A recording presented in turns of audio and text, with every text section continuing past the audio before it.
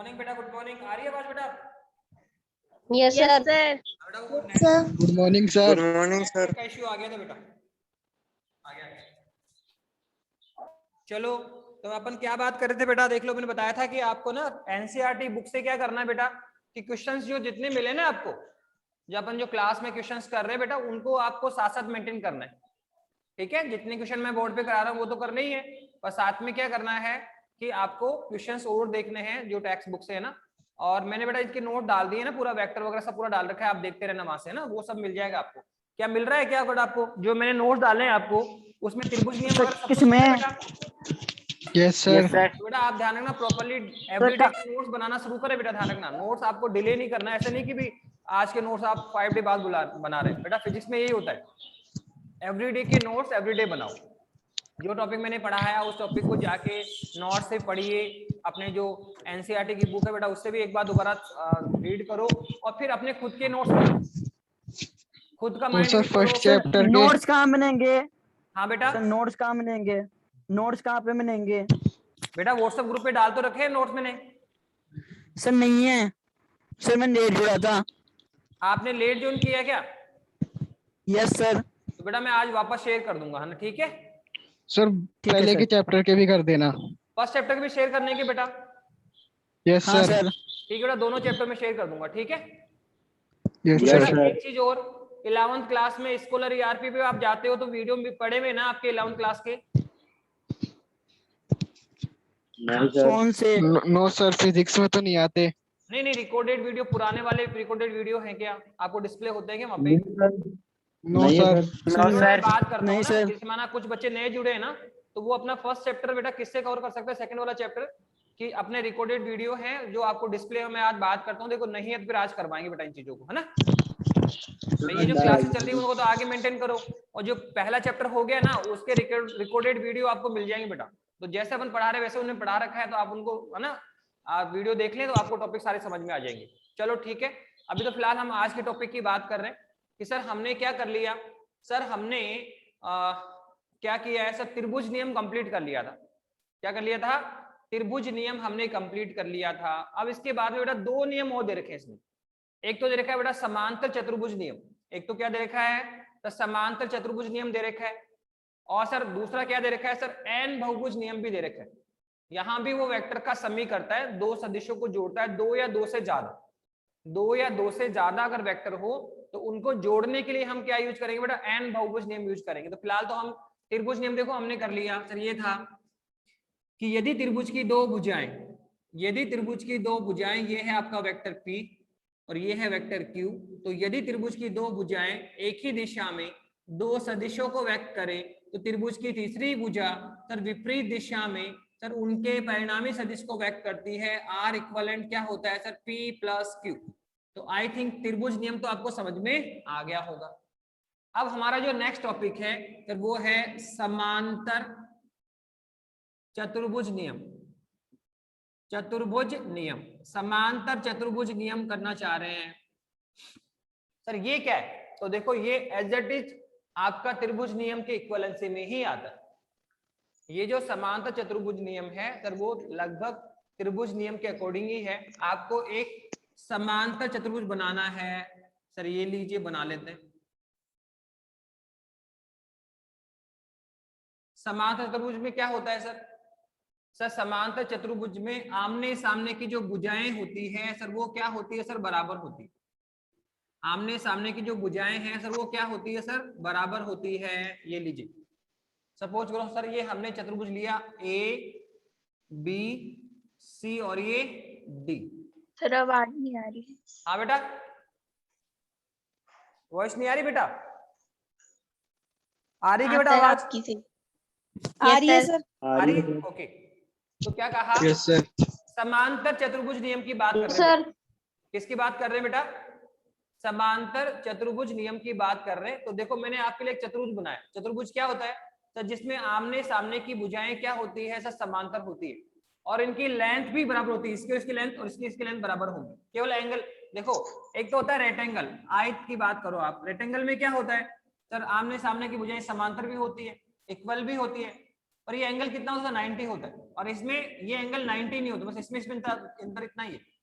तो समांतर चतुर्भुज में क्या होता है सर, आमने सामने की भुजाएं, ठीक है, लेंथ में बराबर होती है और एक दूसरे की क्या होती है, समांतर होती है। तो सपोज करो सर, समांतर चतुर्भुज नियम की बात करो, सपोज करो सर ये भुजा किसी वेक्टर P को प्रदर्शित कर रही है, ठीक है, फिर ये जो भुजा है सर किसी वेक्टर Q को रिप्रेजेंट कर रही है, तो जो इसका डायगोनल होगा, इस चतुर्भुज का जो डायगोनल है कौन आपका सर BD, ये सर विपरीत दिशा में इन दोनों के रिजल्टेंट को व्यक्त करता है।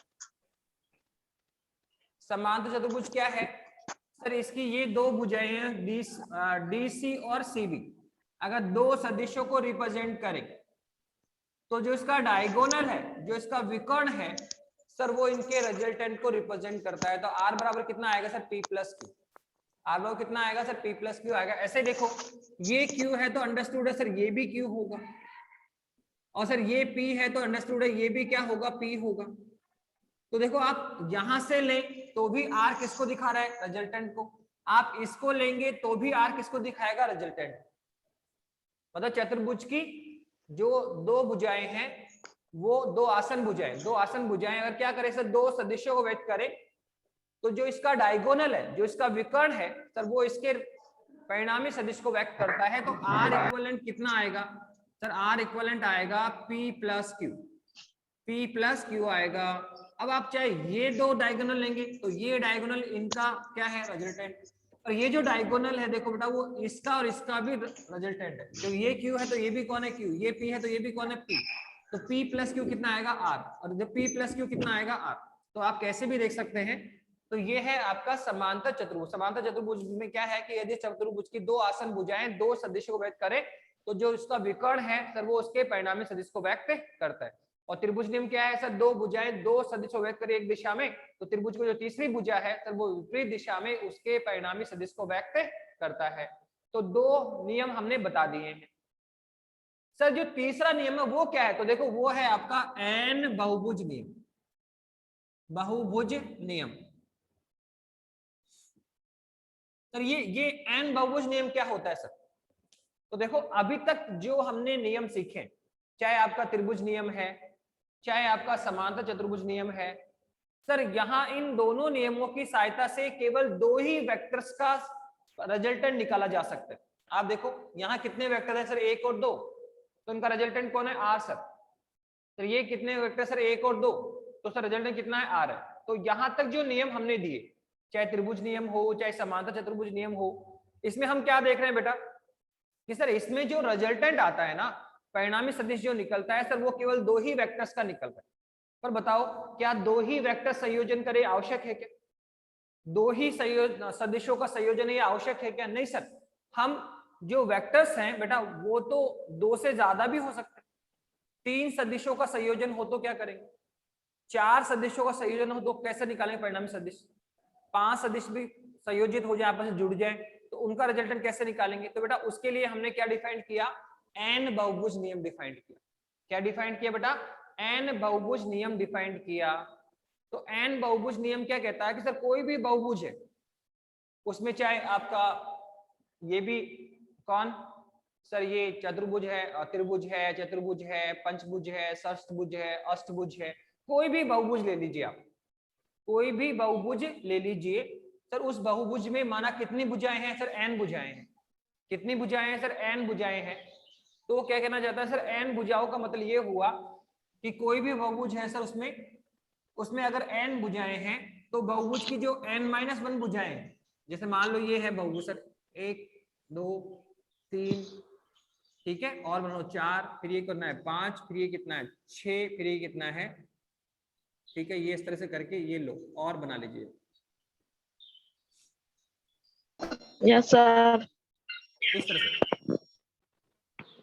ये लो सर, हमने एक बहुभुज बना लिया। कितना है सर ये 1 2 3 4 5 6 7 और 8 अष्टभुज है सर। आप चाहो तो पंचभुज बना सकते हो, पंचभुज बना लो सर, ये लो पंचभुज बन जाएगा। ये कौन है सर, पंचभुज है। आप चाहो तो षष्ठभुज भी बन जाएगा। सर षष्ठभुज ये लो सर, ये षष्ठभुज है आपका।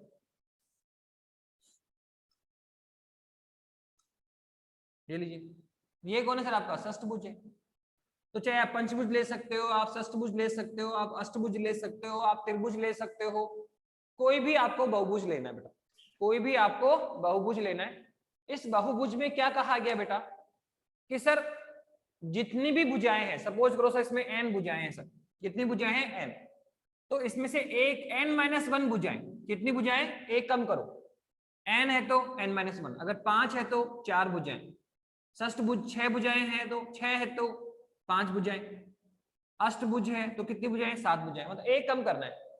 बहुभुज में जितनी भी भुजाएं हैं उसे एक कम करना है। n बहुभुज है तो n-1 भुजाएं लो। तो उस एक ऐसा बहुभुज जिसमें n भुजाएं हैं तो उसकी अगर n-1 भुजाएं, क्या करें, अगर उसकी n-1 भुजाएं n-1 सदिशों को व्यक्त करे तो बहुभुज की जो अंतिम भुजा है अर्थात nवीं भुजा है सर वो विपरीत दिशा में उनके परिणामी सदिश को व्यक्त करती है। क्या कहा, जैसे आप पंचभुज की बात करो, कितनी भुजाएं हैं, 5, कितनी भुजाएं, 5, ओके। तो वो कहना चाहता है सर इसकी 4 भुजाएं, जैसे ये है पहली भुजा, ये कौन है आपका A B C D और E, यही आपका सर। माना इसने किसको रिप्रेजेंट किया, एक वेक्टर को, कौन है सर P1 वेक्टर है, ये दूसरा वेक्टर है सर कौन है P2 वेक्टर है, ये तीसरा वेक्टर है सर ये कौन है P3 वेक्टर है सर, ये कौन है सर P4 वेक्टर है। तो कितनी भुजाएं हैं, 5, तो एक कम करना, कितनी सर, 4 भुजाएं एक ही दिशा में, 4 भुजाएं एक ही दिशा में 4 सदिशों को व्यक्त करे तो इस पंचभुज की जो अंतिम भुजा है, कौन सी, 5वीं भुजा, विपरीत दिशा में उनके परिणामी सदिश को व्यक्त करती। मतलब जितनी भी भुजाएं हैं ना उनमें से n-1 भुजाएं किसको दिखाए, सदिशों को, तो अंतिम या nवीं भुजा किसको दिखाएगा सर, उनके परिणाम सदिश को। ध्यान रखना कि ये जो n-1 भुजाएं हैं सर वो एक ही दिशा में होनी चाहिए और जो nवीं या जो अंतिम भुजा है सर वो उसके विपरीत दिशा में होनी चाहिए। तो बताओ बहुभुज में, पंचभुज में कितनी भुजाएं थी सर, 5 थी, तो देखो 4 भुजाएं किसको दिखा रही है, सदिशों को, तो 5वीं और अंतिम भुजा विपरीत दिशा में किसको देखा सर, परिणाम सदिश को। ऐसा अब षष्ठभुज में चलो सर, कितनी भुजाएं, 6, तो सर 5 भुजाएं किसको दिखाएगी सर, 5 भुजाएं दिखाएगी 5 सदिशों को। जैसे मान लो ये पहली भुजा सर P1 वेक्टर, फिर ये P2 वेक्टर, फिर ये P3 वेक्टर, फिर ये P4 वेक्टर, फिर ये P5, 5 सदिशों को व्यक्त कर रही है। तो त्रिभुज की जो अंतिम भुजा है, ये जो आपकी अंतिम भुजा है सर वो इनके रिजल्टेंट को व्यक्त करेगी। मतलब बहुभुज में अगर n भुजाएं हैं तो n-1 भुजाएं किसको दिखाती है, सदिशों को। तो बहुभुज की जो अंतिम भुजा है या अंतिम nवीं भुजा है सर वो किसको दिखाएगी, रिजल्टेंट को, परिणाम सदिश को। ध्यान रखना ये n-1 भुजाएं एक ही दिशा में होती है और जो nवीं भुजा है, जो अंतिम भुजा है सर उनके विपरीत होती है। सर आप अष्टभुज में देख लो कितनी भुजाएं सर, 8 भुजाएं हैं। तो सर ये पहली भुजा है, ये दूसरी है, ये तीसरी है, ये चौथी है, ये 5वीं है, ये 6ठी है और ये 7वीं है। तो 7 भुजाएं तो एक ही दिशा में और ये 8वीं या अंतिम क्या होगी सर, विपरीत। ये किसको दिखाएगा सर, आर को, रिजल्टेंट किसका सर, इन 7 का। यहाँ कौन है, P1 P2 P3 P4, ठीक है, P1 P2 P3 P4, ठीक है, P4 P5 P6 P7, कितनी भुजाएं सर, 8 में से 7 भुजाएं किसको दिखा रही सर, सदिशों को। तो अंतिम में किसको देखा सर, इनके रिजल्टेंट मतलब ये आएगा आर इक्विवेलेंट, लिखेंगे वैसे ही sir, P1 plus P2 plus P3 plus P4 plus P5 plus P6 plus P7, ये लो 7 को जोड़ दो सर, ये इसका वेक्टर सम हो गया। यहाँ क्या लिखेंगे सर पंचभुज में, तो यहाँ लिखेंगे R बराबर क्या लिखेंगे sir, P1 plus P2 plus P3 plus P4, मतलब 4 भुजाएं 4 सदिशों को, तो जो अंतिम भुजा है सर वो उसके रिजल्टेंट है। देखो ये नियम यहाँ पे भी अप्लाइड हो रहा है, देखो आप यहाँ पे देखो कितनी भुजाएं हैं सर, 3 भुजाएं हैं। त्रिभुज में 3 भुजाएं, तो कितनी भुजाएं हैं सर, 2 भुजाएं किसको दिखाएगी, सदिशों को। अंतिम भुजा है तीसरी, तो देखो ये कितनी भुजाएं हैं, 3, कितनी भुजाएं हैं, 3 है सर। तो 3 में से सर 2 भुजाएं किसको दिखा सर, सदिशों को, और त्रिभुज की तीसरी है दिखा रहा है चलो अंतिम जो देखा सर इसके परिणामी को, तो आप देख रहे हैं कि सर जो हमने एन बहुभुज नियम लिखा है, जो हमने एन बहुभुज नियम लिखा है सर, वो एन बहुभुज नियम किस पे आ रहा है बताइए? अगर आप एन बहुभुज की बात करेंगे तो सर एन बहुभुज नियम सब जगह लागू हो रहा है, यहाँ पे भी लागू हो रहा है, यहाँ पे भी लागू हो रहा है, त्रिभुज में भी लागू होगा, चतुर्भुज में भी लागू होगा, पंचभुज में भी, षष्ठभुज में भी, अष्टभुज में, कोई भी एन बहुभुज नियम, कोई भी, ठीक है, बहुभुज हो सकता है। तो वो कहना चाहता है कि अगर इस बहुभुज की n-1 भुजाएं एक ही दिशा में n-1 सदिशों को व्यक्त करे तो बहुभुज की जो अंतिम भुजा है या जो nवी भुजा है सर वो विपरीत दिशा में उनके परिणामी सदिश को व्यक्त करेगी। फॉर एग्जाम्पल कौन था? त्रिभुज, कितनी भुजाएं हैं? 3, तो 3 में से 2 किसको दिखाएगी? सदिशों को। तो तीसरी है अंतिम किसको दिखाएगी? परिणामी। ये दोनों एक दिशा में, ये दिशा में। फिर किस पे आए सर? पंचभुज पे। फिर किस पे आए? षष्ठभुज पे। पंचभुज में कितनी भुजाएं हैं सर? 5, तो कितनी भुजाएं सर? 4 भुजाएं, 4 सदिश को व्यक्त करेगी, ठीक है। तो अंतिम या 5 भुजा किसको दिखाएगी? परिणामी को। षष्ठभुज में क्या था सर? 5, 6 भुजाएं, तो 5 सदिश एक ही दिशा में होंगे और छठा क्या होगा सर? विपरीत दिशा में होगा। सर अष्टभुज में कितने सर? 8 भुजाएं हैं, तो इसकी जो 7 भुजाएं हैं वो किसको दिखाएगी? 7 सदिशों को, 7 सदिशों को सर एक ही दिशा में। और जो 8वीं या अंतिम भुजा किसको दिखाएगी सर? उनके परिणाम सर कौन सर? विपरीत दिशा में, ठीक है। तो ये आपका एन बहुभुज नियम है। देखो अब आप आई थिंक समझ में आ गया होगा एन बहुभुज नियम क्या है सर। बहुत सिंपल सा है। एन बहुभुज नियम के अनुसार, एन बहुभुज नियम के अनुसार यदि किसी बहुभुज की n-1 भुजाएं, यदि किसी बहुभुज की n-1 भुजाएं एक ही दिशा में, एक ही दिशा में n-1 सदिशों को व्यक्त करे, n-1 सदिशों को व्यक्त करे, तो बहुभुज की nवी या अंतिम भुजा, तो बहुभुज की nवी या अंतिम भुजा विपरीत दिशा में, विपरीत दिशा में उनके परिणामी सदिश को व्यक्त करता है। यही आपका एन बहुभुज नियम। तो देखो बेटा ये जो सारे हमने नियम किए, चाहे आपका त्रिभुज नियम है, चाहे आपका समांतर चतुर्भुज नियम है, चाहे आपका एन बहुभुज नियम है, इनमें हमने क्या सीखा सर? हमने सीखा सदिशों का संयोजन, कि जब 2 सदिश संयोजित हो या 2 से अधिक संयोजित हो तो उनका सर परिणामी सदिश कैसे हम निकालेंगे, उसका परिमाण हम कैसे निकालते हैं। तो सर सिंपल है, सदिश योग के बराबर होता है। और सर ये एक ही नियम एक्चुअल में कौन है? एन बहुभुज नियम। कौन सा नियम है? एन बहुभुज नियम। आपको ध्यान होना चाहिए सर, वही यहाँ पे अप्लाई होता है, वही यहाँ पे अप्लाई हो रहा है, कहीं पे ऑल नियम एक ही है कि कोई भी बहुभुज है अगर उसकी एन भुजाएं हैं तो n-1 भुजाएं किसको दिखाती है? सदिशों को। तो जो उसकी एनवी भुजा है या जो उसकी अंतिम भुजा है सर वो विपरीत दिशा में उनके परिणामी सदिश को व्यक्त करती है। तो बहुत सिंपल है। एन बहुभुज नियम क्या है सर? एन बहुभुज नियम के अनुसार यदि किसी बहुभुज की n-1 भुजाएं एक ही दिशा में n-1 सदिशों को व्यक्त करे तो बहुभुज की nवी या अंतिम भुजा विपरीत दिशा में उनके परिणामी सदिश को व्यक्त करती है। तो आई थिंक ये सारे नियम तो आपको समझ में आ गए होंगे। तो यही था बेटा सदिशों का संयोजन, सदिशों का योग, सदिशों को जोड़ना। तो हमने बता दिया था आपको कि वेक्टर सम करना भी बता दिया था पूरा कंप्लीटली आपको, ठीक है। अब हम किसको करने जा रहे हैं सर? अब हमने पूरा ये संयोजन सीख लिया, योगफल करना सीख लिया है, ठीक है, व्याकलन करना सीख लिया है। अब हम क्या सीखेंगे बेटा? अब हम सीखेंगे बेटा सदिशों का गुणनफल। अब हम सदिशों को गुणा करना सीखेंगे कि कोई भी 2 सदिश हैं तो सर उनका गुणनफल कैसे किया जाता है। तो नेक्स्ट टॉपिक हमारा क्या है बेटा? अब हम करेंगे बेटा सदिशों का गुणनफल।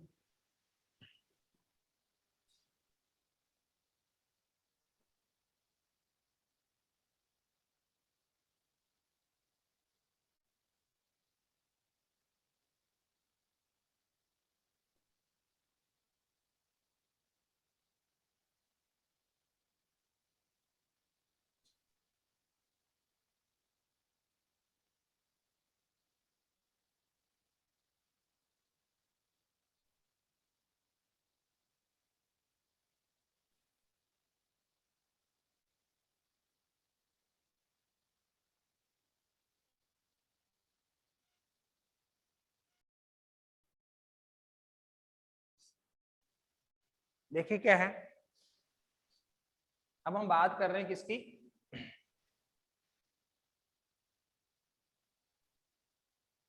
यहां बात करिए सर, क्या बात करने जा रहे हैं सर? हम बात कर रहे हैं सर अब सदिशों के गुणनफल की बात करेंगे। अभी तक हमने बात कर ली सर सदिश क्या है, ठीक है। भौतिक राशियों को दिशा के आधार पे दो भागों में बांटा गया, सदिश राशियां, अदिश राशियां, ठीक है। जिसमें दिशा होती है वो सदिश है, जिसमें दिशा नहीं होती वो अदिश है।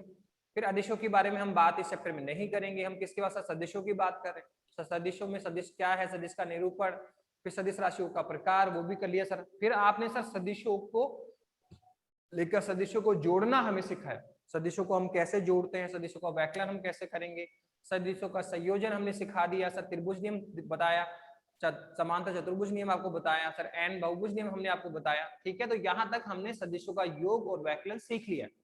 आज अब जो हमारा टॉपिक है बेटा अब आज का सर वो है सदिशों का गुणनफल।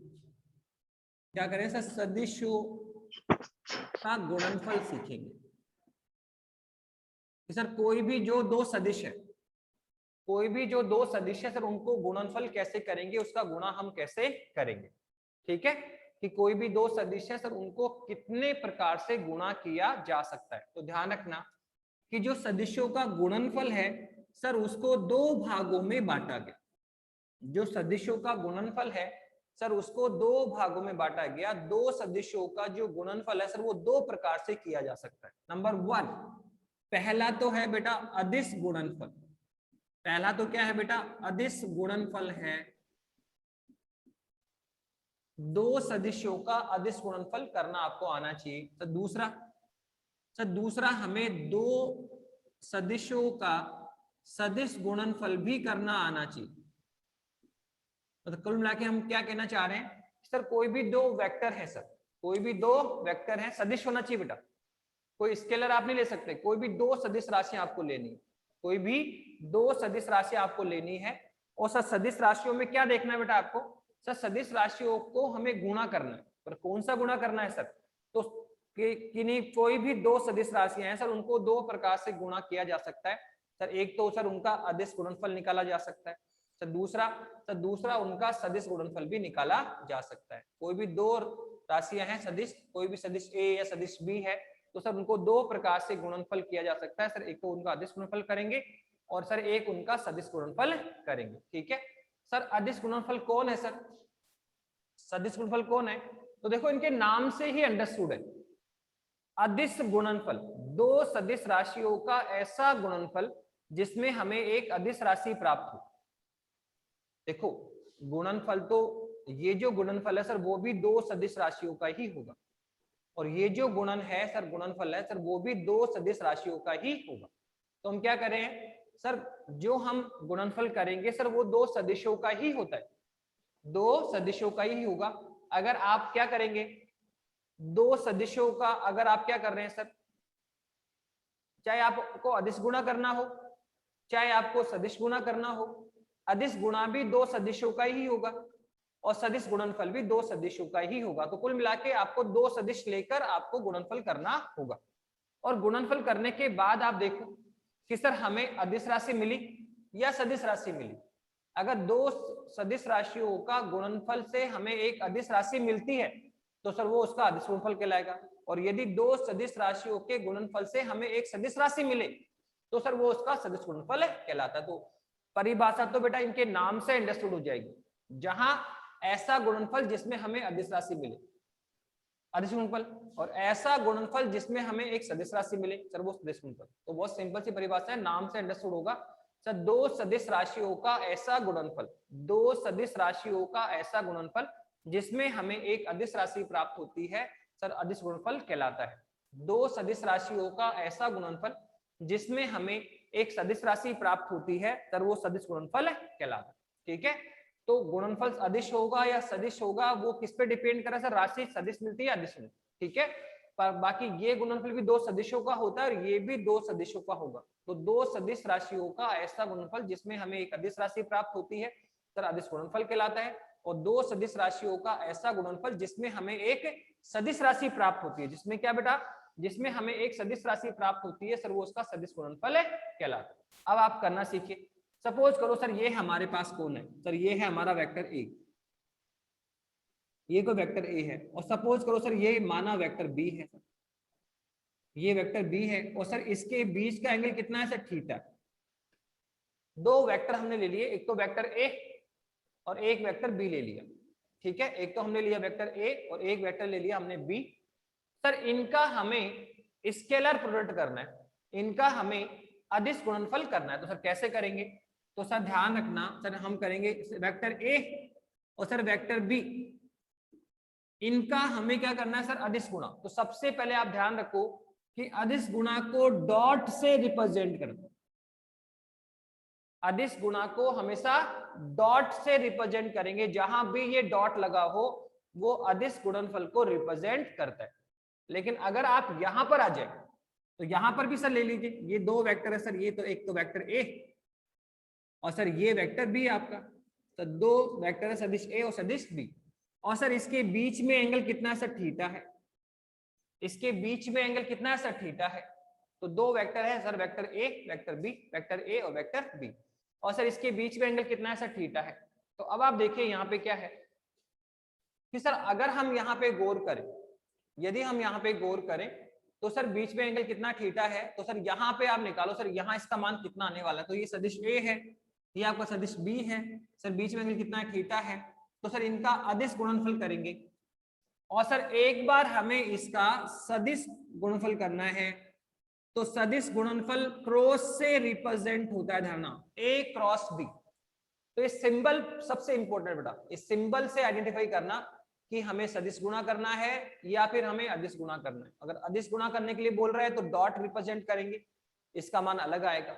और यदि सदिश गुणा बोला गया है तो क्रॉस से रिप्रेजेंट करेंगे और सर इसको हम एक इसका मान अलग आएगा। तो ध्यान रखना, ए डॉट बी का मान जो आता है सर वो आता है A B cos of theta. क्या आता है? A B cos theta. और सर यहां जानते हैं, यहां आएगा sir A B sine theta, और साथ में आता है एन कैप। साथ में कौन आता है? एन कैप आता है।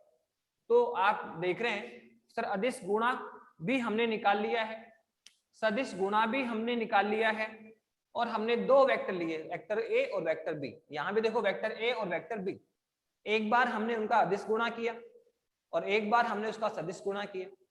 अदिश गुणा को हम डॉट से रिप्रेजेंट करते हैं, सदिश गुणा को हम क्रॉस से रिप्रेजेंट करेंगे। अदिश गुणा का मान कितना आता है? ए बी कॉस थीटा आएगा, और इसका सर ए बी था। तो यहां ध्यान रखना। और सर परिभाषा सर सिंपल बता दे, दो सदिश राशियों का ऐसा गुणनफल या ऐसा गुणनफल जिसमें हमें एक सदैव, दो सदिश राशियों का ऐसा गुणनफल जिसमें हमें एक सदैव एक अदिश राशि प्राप्त होती है, सर अदिश गुणनफल कहलाता है। इसको डॉट से रिप्रेजेंट करते हैं और इसका मान ए बी कॉस थीटा आता है। और सदिश गुणनफल कौन है सर? दो सदिश राशियों का ऐसा गुणनफल, दो सदिश राशियों का ऐसा गुणनफल जिसमें हमें एक सदिश राशि प्राप्त होती है, सदिश गुणनफल कहलाता है। और सर इसको क्रॉस से रिप्रेजेंट करते हैं, उसका मान कितना आता है sir? A B sine theta आता है। कितना आता है बेटा? ए बी साइन थीटा आता है। अब बताओ सर यहाँ ये ए कौन है, ये बी कौन है? तो जानते हैं सर, ये है वेक्टर, इसमें से एरो निकाल दो, उसका परिमाण बचेगा। सर ये है वेक्टर बी, इस पे एरो निकाल दो, सर परिमाण बचेगा। तो आप देख रहे हैं सर ये वेक्टर ए है, एरो निकाल दो, परिमाण बच गया। ये वेक्टर बी है, एरो निकाल दो, परिमाण बच गया। तो ये सदिश ए है और ये सदिश कौन है? बी है।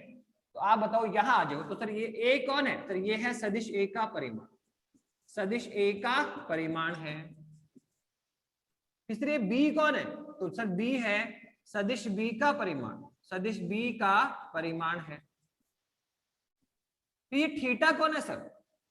भाई ए कौन है? ए का परिमाण। बी कौन है? बी का परिमाण। ए और बी वेक्टर है। सर ये थीटा कौन है? तो सदिश ए और बी के मध्य का कोण। तो हम बोलेंगे थीटा कौन है सर? सदिश ए तथा सदिश बी के मध्य का कोण है सर। क्या आप ये चीज तो यहां भी ले सकते हैं सर? ये ए कौन है सर? ए तो है सदिश ए का परिमाण, सदिश ए का परिमाण। ओके, बी कौन है सर? ये सदिश बी का परिमाण है सर, सदिश बी का परिमाण है सर। ओके सर, ये थीटा कौन है सर? सदिश ए तथा सदिश बी के मध्य का कोण है सर। यहां तक समझ में आया सर? अभी तो कोई दिक्कत नहीं है सर। यहाँ ए और बी, सर ए का परिमाण बी का परिमाण, थीटा सर ए और बी के मध्य कोण। सर यहाँ भी वही है, ए कौन है? सदिश ए का परिमाण, बी कौन है? सदिश बी का परिमाण, और थीटा सर दोनों के मध्य का कोण। अब अंतर क्या है सर? सर यहाँ ये एन कैप और आ रहा है सर। आपने कहा सर यहाँ अदिश राशि प्राप्त होती है, आपने कहा सर यहाँ सदिश राशि प्राप्त होती है। सर कहाँ दिख रहा है? सर ये कौन है परिमाण, ये कौन है परिमाण, कोस थीटा में कोई दिशा होती है सर, यहाँ कोई दिशा नहीं है।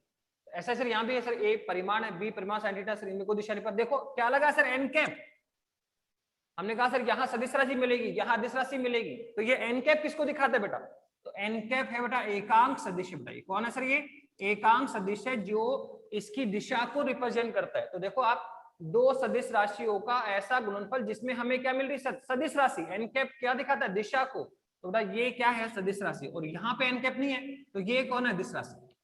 तो दो सदिश राशियों का ऐसा गुणनफल जिसमें हमें एक अदिश राशि प्राप्त होती है, सदिश गुणनफल कहलाता है। और दो सदिश राशियों का ऐसा गुणनफल जिसमें हमें एक सदिश राशि प्राप्त होती है, सदिश गुणनफल कहलाता है। अदिश गुणनफल को डॉट से रिप्रेजेंट करते हैं और इसका मान कितना होता है, AB cos थीटा आता है। सदिश गुणनफल को सर क्रॉस से रिप्रेजेंट करते हैं और इसका मान कितना sir AB sin theta n cap आता है, जहां एन कैप कौन है सर दिशा को रिप्रेजेंट करता है। बाकी ए कौन है, ए का परिमाण, बी कौन है, बी का परिमाण, और थीटा कौन है सर ए और बी के मध्य का कोण है। तो क्या आई थिंक पूरा समझ में आया क्या, तो कहा सदिशों का गुणनफल या सदिश का गुणनफल दो प्रकार से होता है, अदिश गुणनफल सदिश गुणनफल।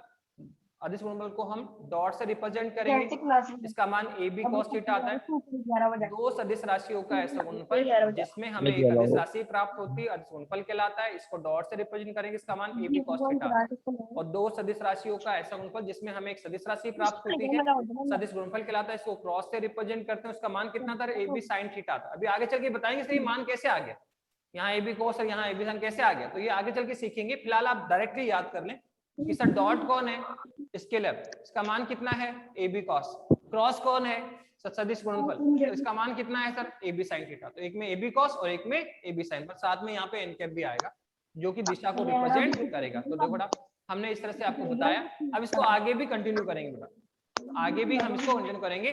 तो पहले हम किसको करेंगे सर सदिश गुणनफल को कंप्लीट करेंगे बेटा, ध्यान रखना। पहले हम क्या करेंगे बेटा सदिश गुणनफल को पहले कंटिन्यू करेंगे, फिर किस पर आएंगे, पहले किसको करेंगे अदिश को, कि अदिश गुणनफल किससे कहते हैं सर वो बता दिया, इसका मान कितना सर वो बता दिया। अब हम करेंगे सर अदिश गुणनफल से संबंधित इंपॉर्टेंट रिजल्ट हम निकालेंगे, ठीक है, इसके कुछ रिजल्ट्स निकालेंगे, 2-3-4 इंपॉर्टेंट रिजल्ट हैं, ठीक है। ऐसे ही सर सदिश गुणनफल किससे कहते हैं सर बता दिया आपने, इसका मान कितना सर बता दिया। पर सदिश गुणनफल से भी हम कुछ इंपॉर्टेंट रिजल्ट हम निकालेंगे। तो पहले हम अब क्या करेंगे अदिश गुणनफल, फिर क्या करेंगे सदिश। पर ध्यान रखना यहां तक मैंने उनकी डेफिनेशन बता दी, इनका आपको मान कितना आता है बता दिया, ठीक है। तो अदिश में तो क्या आता है सर डॉट से रिप्रेजेंट करेंगे, जहां कहीं डॉट हो तो अदिश गुणनफल, मान कितना है सर AB cos थीटा। जहां कहीं क्रॉस हो तो कौन है सर सदिश गुणनफल, इसका मान कितना है sir AB sin theta. N cap कौन दिखा सर दिशा को रिप्रेजेंट करेगा। तो सबसे पहले सिंबल पे ध्यान रखना आप लोगों का, ठीक है, डॉट अदिश और क्रॉस कौन है सर सदिश। अब इसके बाद में देखो क्या करना है सर, इसको हम आगे कंटिन्यू करेंगे। अब करना है क्या सर, हम आपने बताया था सर मेरे को कि सर ये हमारा कोऑर्डिनेट होता है सर, ये ओरिजिनल है सर, ये कौन है सर आई कैप है, ये कौन है सर जे कैप है सर, ये कौन है आपका के कैप है सर। तो सर एकांक आई कैप जे कैप और के कैप सर इनका हम अदिश गुणनफल भी निकालना सीखेंगे, इनका हम सदिश गुणनफल भी निकालना, मतलब कोई भी दो वेक्टर ए और बी लेंगे सर उनका हम अदिश और सदिश गुणनफल निकालना सीखेंगे, जो अब नेक्स्ट क्लास में करेंगे। आई थिंक बेटा यहाँ तक समझ में आ रहा है क्या। तो अब हमारा जो टॉपिक है बेटा वो ध्यान रखना, योग और वैकलन से भी ज्यादा इंपॉर्टेंट कौन है सर प्रोडक्ट। सदिशों का गुणनफल आपको ढंग से करना आना चाहिए सर, ये इंपॉर्टेंट पार्ट है। ये पूरा आगे जब हम चलेंगे 12th क्लास में, तो 12th क्लास में भी बहुत जगह हम यूज करेंगे, कई कुछ जगह हम अदिशों पर निकालेंगे, कहीं हम सदिशों पर निकालेंगे। तो ध्यान रखना बेटा कि हम ये टॉपिक काफी बार काम आते हैं। 11th क्लास को बेटा स्ट्रॉन्ग करके रखना, 11th क्लास के बेसिस पे ही बेटा आपकी 12th मेंटेन रहेगी। और 11th क्लास जिसका स्ट्रॉन्ग है बेटा वो ध्यान रखना, वो जो कंपटीशन है चाहे वो IIT लेवल का हो चाहे वो मेडिकल लेवल का हो बेटा, वो बेटर कलेक्ट करता है। 11th क्लास का सिलेबस ज्यादा इंपॉर्टेंट है, इसको आप ढंग से मेंटेन करें, तरीके से करें, ठीक है बेटा। कल करेंगे बात, ओके बेटा, थैंक यू।